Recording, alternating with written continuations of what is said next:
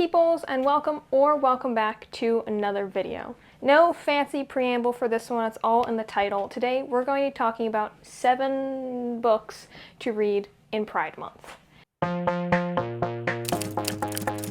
When I was going through my bookshelves, I realized that not a lot of books that I've read have representation in them at the forefront. Not all of these books have representation in them at the forefront. They're all amazing books.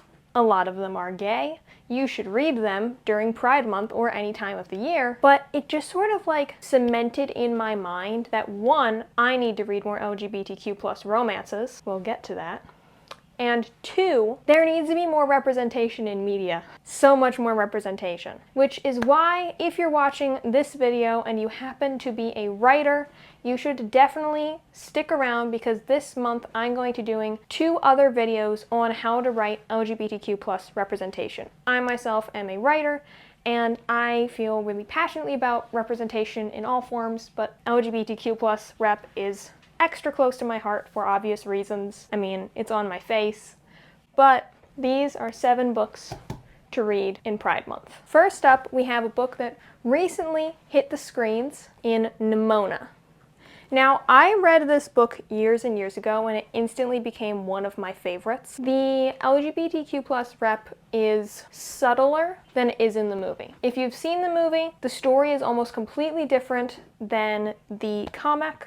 So I'd still suggest reading the comic. It's basically just you get to spend extra time with your favorite characters doing a different version of their story.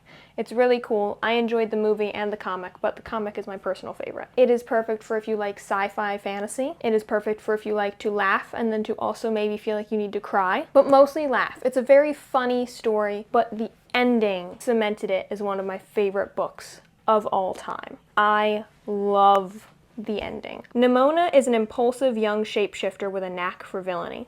Lord Ballister Blackheart is a villain with a vendetta. As sidekick and supervillain, Nimona and Lord Blackheart are about to wreak some serious havoc. Their mission? Prove to the kingdom that Sir Ambrosius Goldenloin and his buddies at the Institution of Law Enforcement and Heroics aren't the heroes everyone thinks they are. Nemesises, dragons, science, symbolism. Sorry, I had to do it that way. All these and more await in this brilliantly subversive, sharply irreverent epic from N.D. Stevenson. I'm sorry if the camera frame just wobbled, and also if you can hear a dog walking around in the background. My dog is in here. She didn't want to be left out. My sister is attempting to wrangle her because her nails are very loud, and oh, there goes the camera again. So it's just being a little bit chaotic. Hi, Teasley. I couldn't say no to her. You probably know how it is. This is a great book if you're into villains or into villains who might not be the villains, if you know what I mean. I will totally admit in a video about Pride books, it's not the most over-the-top representation, but the rep is in there, and even if it's never fully stated, the movie and the creator have confirmed it, and I love them together. I won't say who it is, because spoilers. But you should definitely give this book a try. It's really good, and it's also a fairly, I know it's like a big, beefy book, but it's a graphic novel, so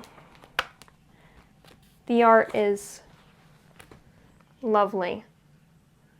And it's just a fun, fairly quick read. Next on my list is a series that I'm currently in the process of reading. I actually just finished the 3rd book and I'm now waiting for the 4th and final one to come out.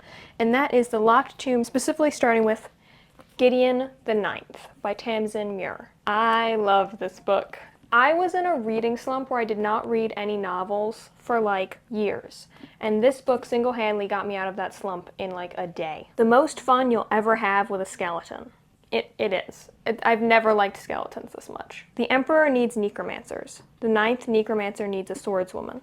Gideon has a sword, some dirty magazines, and no more time for undead nonsense. Tamsin Muir's Gideon the Ninth unveils a solar system of swordplay, cutthroat politics, and lesbian necromancers. Her characters leap off the page, as skillfully animated as necromantic skeletons. The result is a heart-pounding epic science fantasy. This book was pitched to me as lesbian necromancers explore a haunted Gothic palace in space. The quote is on the front. It's how it was pitched to me in a recommendation video, and I was just like, this is a lesbian with skull face paint, holding a sword, and wearing aviator sunglasses. Let's get not the glare on the character. There we go. And at first, I thought that was the weirdest thing I had ever seen. And then it just kept plaguing my thoughts. And I was like, I need to read this book. And now, it is one of my favorite books of all time. This series, it does have some horror elements, so if you're real squeamish about that stuff, no shade. Like, I'm a lightweight when it comes to horror or anything scary, and this book never creeped me out. It has those vibes that I love, but none of the actual, like, I got scared and couldn't sleep that night and was afraid of the dark feeling. So it was sort of like the perfect palatable dose of horror for me as a total lightweight who couldn't even finish the final season of Stranger Things. I feel like you'll probably be okay with it, even if you're a little bit creeped out by most horror stuff, but you know yourself. You probably do better than I do. So, warning has been put out there. It is a sci-fi fantasy story, my favorite kind, just like Nimona, and it's just awesome. It just is. The first book is probably my favorite, but all the others have been 5-star books as well that I've read. Harrow the Ninth, I finished a couple months ago.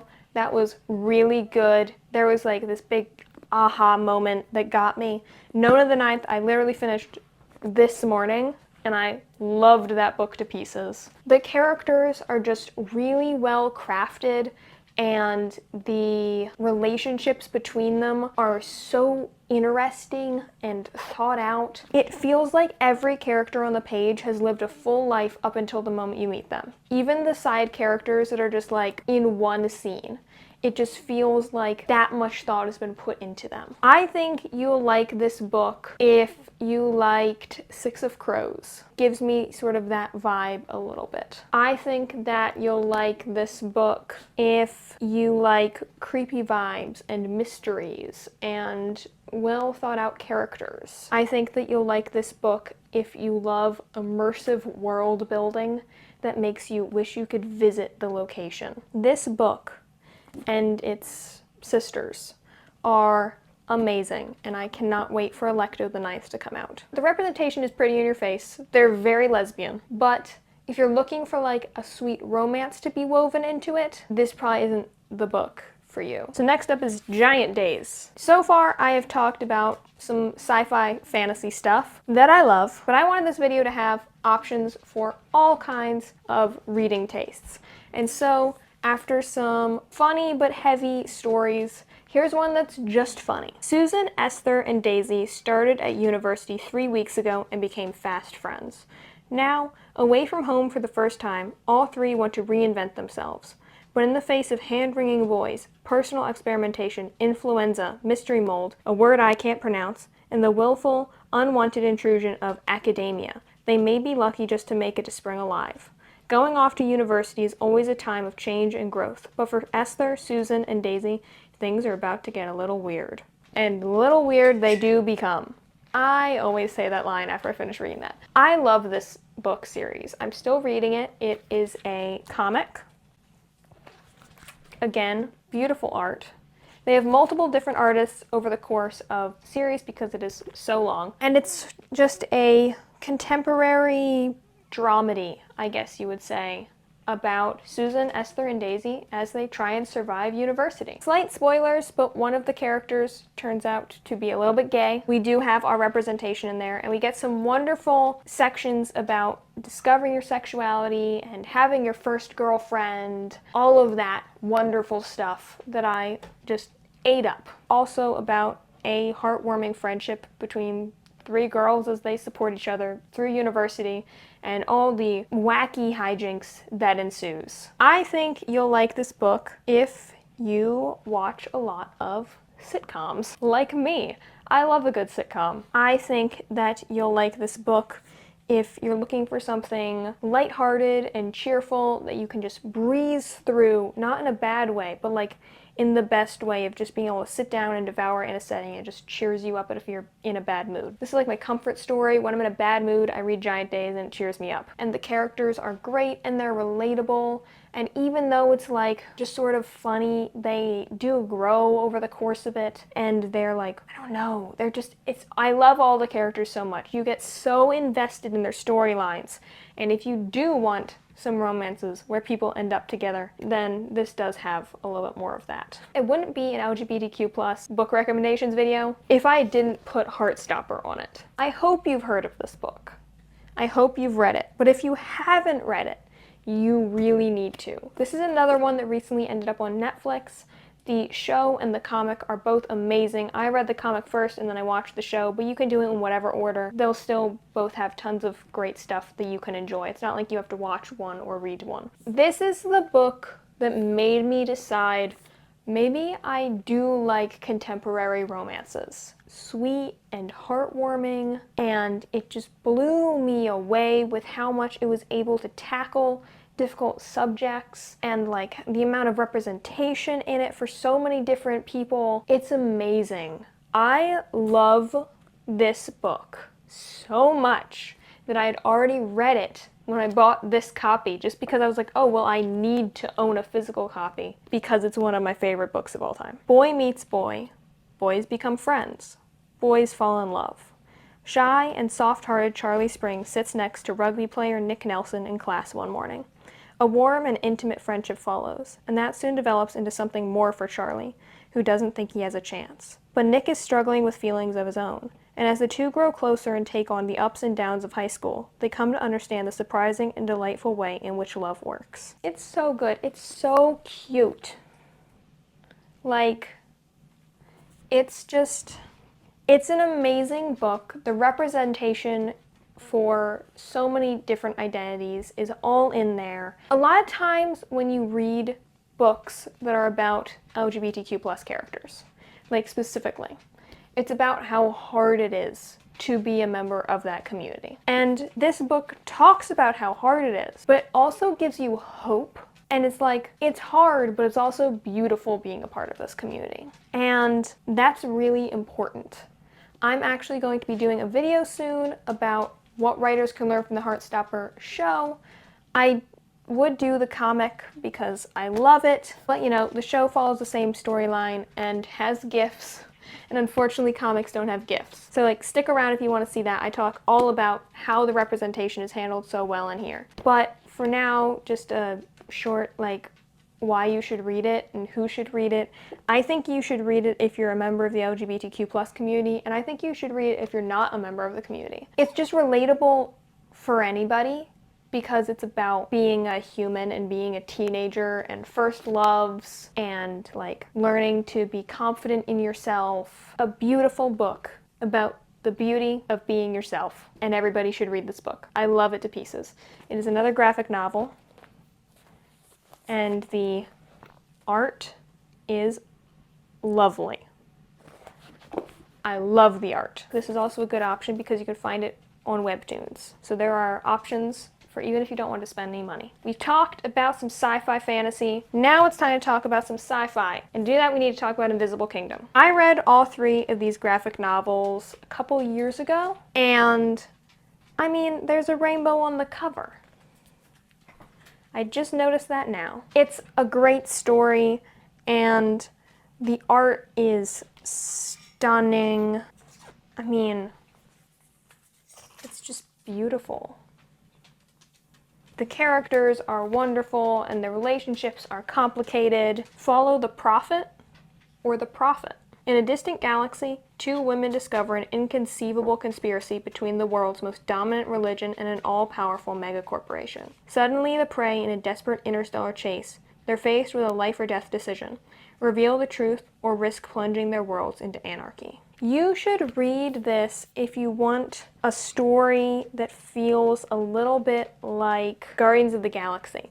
The world reminds me of something that we'd see in Guardians of the Galaxy. Been a little while since I read it, so I can't give you like the most in-depth review at the moment. I plan to reread it soon, but I remember enjoying it. I remember enjoying the romance. It's just a cool book in a cool world with a cool concept with cool characters. You should read this book if you like science fiction but think it could be a little bit gayer. You should read this book if you like when there's a bunch of people trapped on a spaceship together. You should read this book if you want Guardians of the Galaxy vibes but with a nun.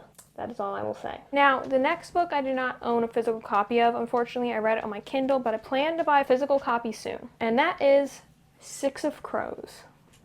I loved this book so much. This book was so good. I feel like you've probably already read it. I feel like it got really big. So there's a high likelihood you've already read it. But if you haven't read it, it is I don't have the back blurb, but it is a heist style story in a fantasy world. It's like one of those ensemble cast stories where you love all the characters so much. From page 1, I was hooked. They're just like wonderful books with wonderful characters. I know that I'm not the greatest at talking about books in this way. I always feel like I need like a 10-minute explanation, but I don't want to give you any spoilers. I loved the heist. It was the sort of thing that you read it and you knew it had to turn out okay-ish because they're the main characters and there's a second book, but you were so curious how they were going to pull it off. It made me feel like I was watching like a heist movie with the swelling music and like on the edge of my seat when I was curled up in my bed in the corner, just like devouring this book. It felt like so suspenseful and real, and the writing is so good, and the characters are so fleshed out, and the relationships are so complex, and it's just all absolutely beautifully done, and you need to read it. I'm pretty sure I have a review of it somewhere on my channel. If you want to check that out, just go and look up Six of Crows. It should pop up. If it hasn't been released yet, I'm sorry, I'm sending you on a wild goose chase, but I think it has been released. It's just a great book. But, you know, speaking of great books, we have to move on to our final book, which is the book that made me want to be a writer. And I have to mention in every recommendation video I ever make, and that is Saga. This is another comic, and it is wonderful, but I'm trying to find a page that, well, you know what, actually I can't, because this isn't the first book, so I can't really show you without spoilers, unfortunately. Pretty heavy book at times, but it's also just funny and heartwarming and wonderful at others. It's always funny and wonderful and heartwarming, but it can just be really, really sad too. And dark, very dark. You know, it's everything. It's everything in a book. This series is, again, ongoing. I have not finished it, but I am pretty much caught up to as much as I can be right now based on what's come out. Let me give you the pitch. It is a sci-fi fantasy epic. There's two warring factions, right? Dad comes from one, Mom comes from the other. They fall in love. They shouldn't have, though, but they do, and they have a kid. And it's about them being on the run with her, trying to protect and raise her, while on the run from their two factions, assembling like a motley crew / family as they try and protect their daughter and raise her. A wonderful book. It made me want to be a writer, and I'm not just saying that, like legitimately this was the one. And on the representation front, it has tons of representation of all different kinds of identities. You have a gay couple, you have a trans character, you have a character I think might be gender fluid. There's just a lot of representation and a lot of wonderful characters. Do really suggest checking the trigger warnings for that one though. I also suggest checking the trigger warnings for Heartstopper, as it's super heartwarming, like I said, but it does tackle some tough topics. But what am I going to be reading in Pride Month, you may be wondering, because I have already finished all of those books. What I'm going to be reading is this. I Wish You All the Best. Let's see. I haven't read this book yet. I was looking for a LGBTQ+ romance, and I saw that the author of Heartstopper herself left a very positive review of this one. So I was like, okay, I'll check that one out. It's just 3 words. I am non-binary. But that's all it takes to change everything. After coming after their parents as non-binary, Ben Debacker, sorry if I'm pronouncing that wrong, is thrown out of their house and forced to move in with their estranged older sister, Hannah, and her husband, Thomas, whom Ben has never even met. Struggling with an anxiety disorder compounded by their parents' rejection, they come out only to Hannah, Thomas, and their therapist, and try to keep a low profile in a new school. But Ben's attempts to survive the last half of senior year unnoticed are thwarted when Nathan Allen, a funny and charismatic student, decides to take Ben under his wing. As Ben and Nathan's friendship grows, their feelings begin to change, and what started as a disastrous turn of events looks like it might just be a chance to start a happier, new life. At turns heartbreaking and joyous, I Wish You All the Best is both a celebration of life, friendship, and love, and a shining example of hope in the face of adversity. I'm looking forward to this book. I feel like it sounds like it's going to be really good. I'm also getting ready to potentially cry based on the back blurb. I cannot tell you my thoughts on this book or whether I would recommend it or not until I have read it. I'm probably going to vlog reading it, or at least include a vlog of me reading it in my next writing vlog. So if you want to see my thoughts on this book, definitely hit that subscribe button and tell me in the comments what books you would recommend that I read in the month of Pride, and what books from my recommendation list you maybe have read or want to check out. I would love to hear. I'm always looking for more books with good representation. Like I said, going through to make this video made me realize how few books I actually have on my shelf. I think there's one other that I didn't mention in this video, and that's Paper Girls. Check that out if you're interested. It's by the same person who wrote Saga. But it's just like, there needs to be more representation. I didn't realize I was anything but a straight girl until I was 16. I'm not gonna get into my specific identities because that's a whole mess that I'm still figuring out. But like, I didn't know because I didn't know there were more options. Not by any fault of the people around me. There's just not that much representation in TV and books. Well, thank you for watching and listening to my rant. I'm looking forward to starting this book. I hope that you have a wonderful Pride Month. This should be going out right near the beginning of it. And I will see you next week in my video about how to write representation. If you are interested in more videos about books versus just writing, let me know that in the comments, because I mostly do writing videos. But you know, I think that if I did more book videos, they would get better. This video is almost 40 minutes long, so I have a lot of editing to do, and my mic battery is about to die. So I will see you on the next page. Till then. There we go, it worked. The red one's a little bit longer, that's gonna bother me, but you know, it's fine. Oh God, but I'm right-handed, so.